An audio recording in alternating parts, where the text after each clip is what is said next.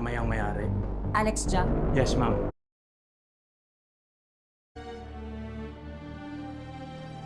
Alex is not stupid. Sorry for your loss.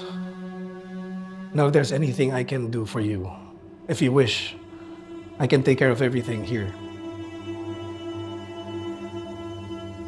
I see.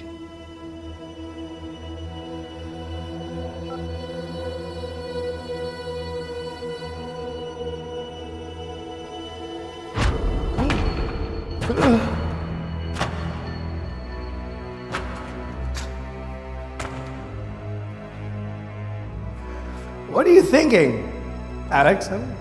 What am I gonna do with you? Do you actually believe that you can waltz into my kingdom and take me down from inside?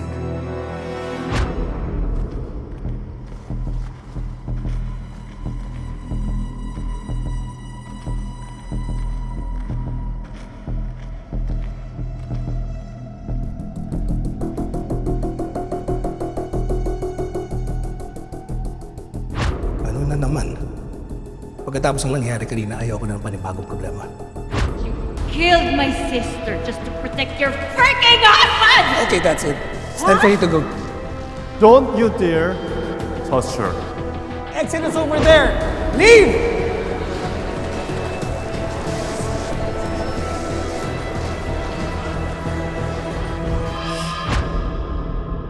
Nasundan ako dito ng anak ni Chairman Jiang.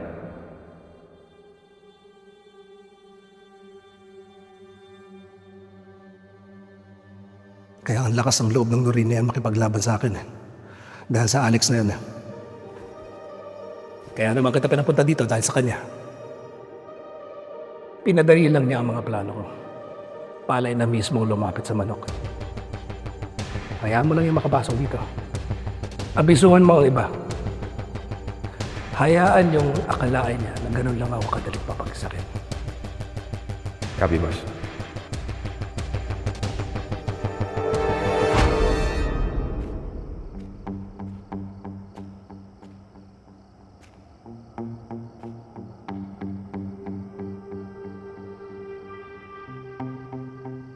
Pasukan na anak ni Mr. Jiang. Huwag niyong bibigyan ng pagkakataon na maghinala yan. Copy, Bishop.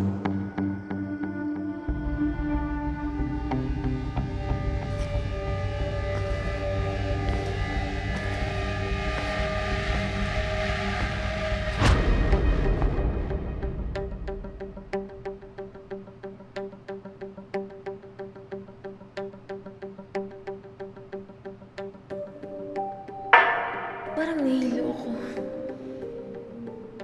Ay, ikaw kasi.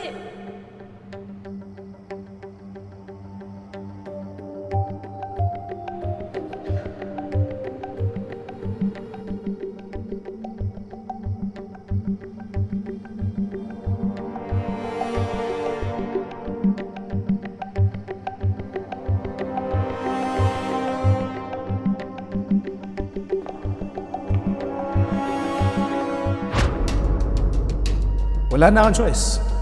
Kailangan ko nang ilabas ang alas ko. Hindi naman ako pwede sumabit. So to save myself, may kailangan akong ilaglag.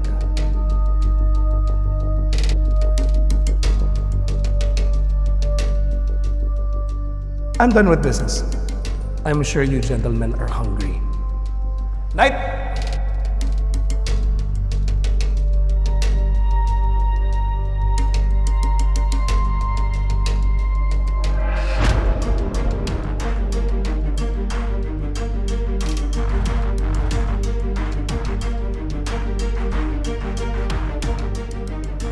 Hello?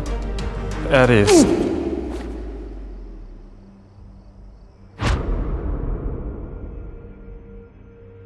You can laugh about it now, but when everyone, especially Noreen, finds out all the darts that you've hidden for so long, trust me, it'll be over for you.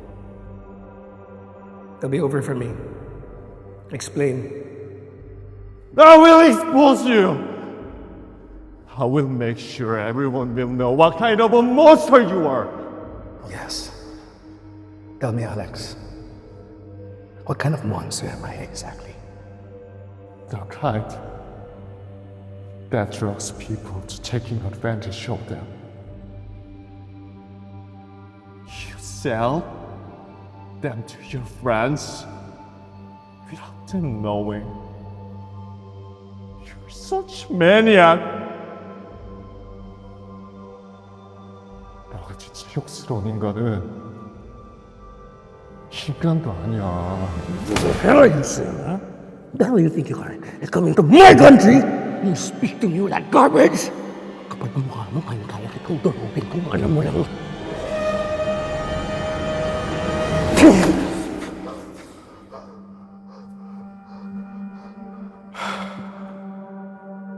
You know, actually, I should be thanking you. You made it so easy for me.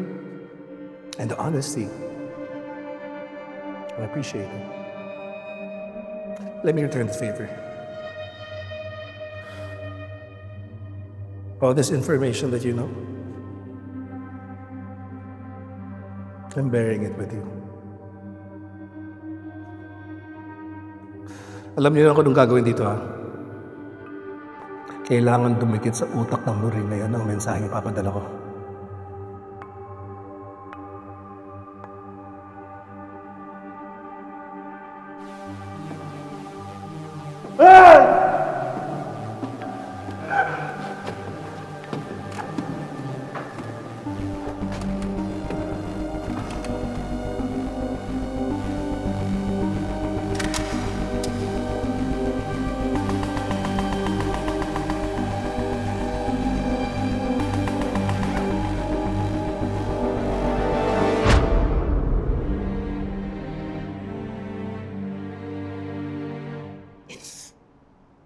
Kung hindi siya nakailang sa problema ko.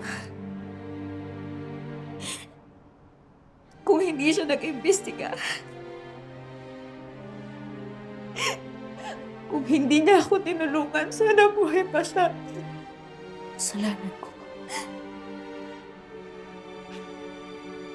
Nag-uusap pa kami. Sana pinigilan ko siya. Sana pinigilan ko siya. Sana kasama pa natin siya ngayon. Mikoy, kargo ko ang nangyari sa kanya.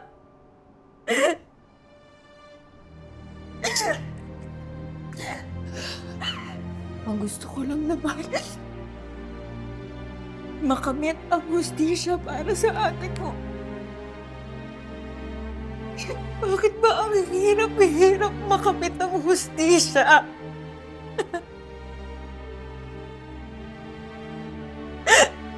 Ngayon, sa nangyari kay Alex, nadagdagan ng bigat ng konsensyang dinadala ko.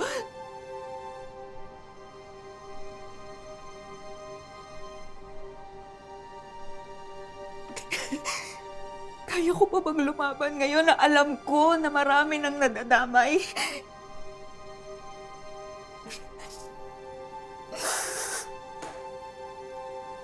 Noreen.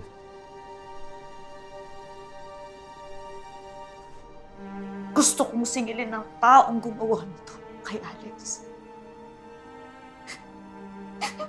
Pero sa totoo lang, pagod na ako.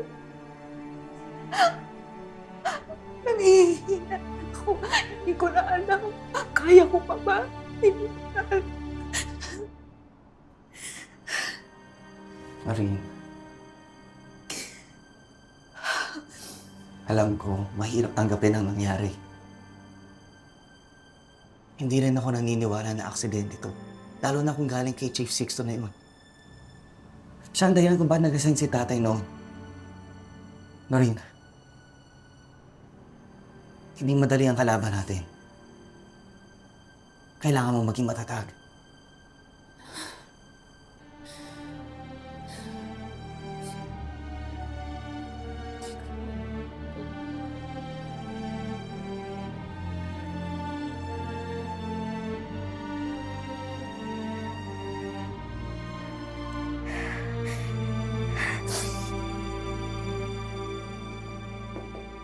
Abby. Chief Sixto. Sinabi ko naman sa inyo kayang-kaya ko linisin sarili kong kalat. Dapat lang. Lalo na't nakasalalay dito ang underground business mo. Hindi lang yun ang pinoprotektahan mo. Kundi pati kaming pwedeng malagay sa alanganin pag lumabas yun. Yes, well, kailangan lang natin siguraduhin na walang ibang napagsabihan yung Alex na yun.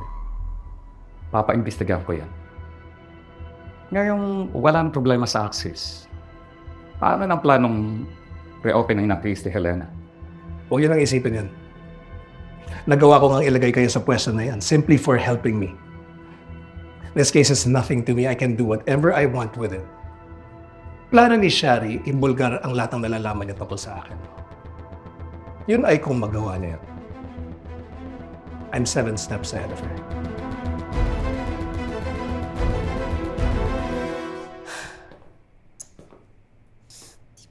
Kaya di pa tumatawag si Noreen. Diyos ko naman, nag-aalala na ako. Grabe naman sa paghahanap. Grabe naman sa pagkakling. Akala mo talaga mag-best friend sila ni Noreen. Sorry kung naapakan ko yung pagka-best friend nyo. Jana, wag na yan. Please. Sobra ka na.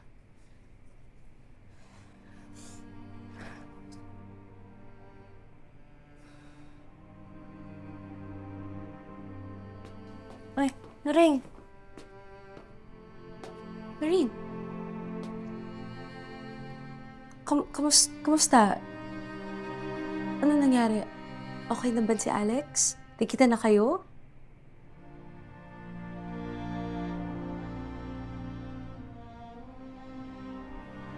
Shari.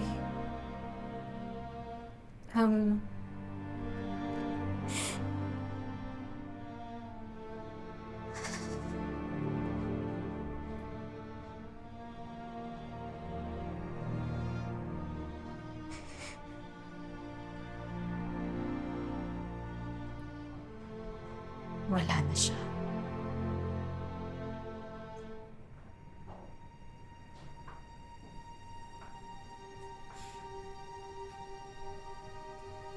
Wait, what do you mean? Wala na siya. Umuwi siya sa kondo niya? Patay na si Alex.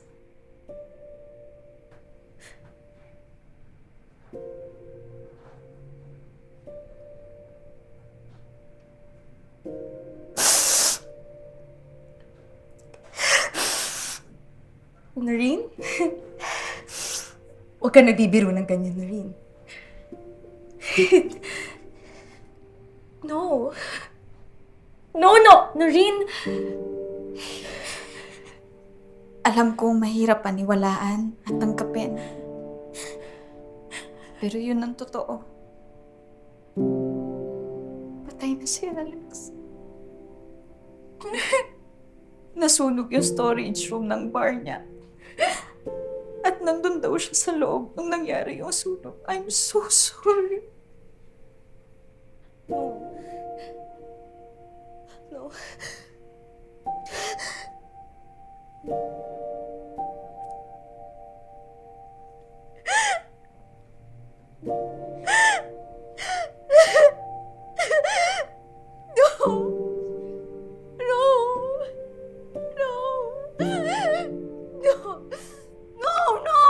Not Alex! No! No, hindi papatay si Alex!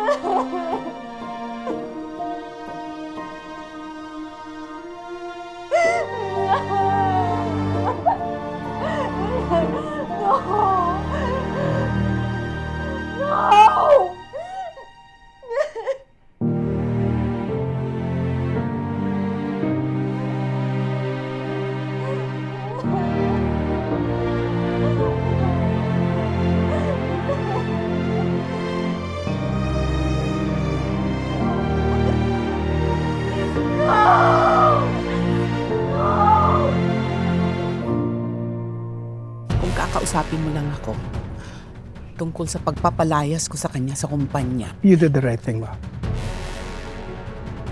I thought kokontrahin mo ko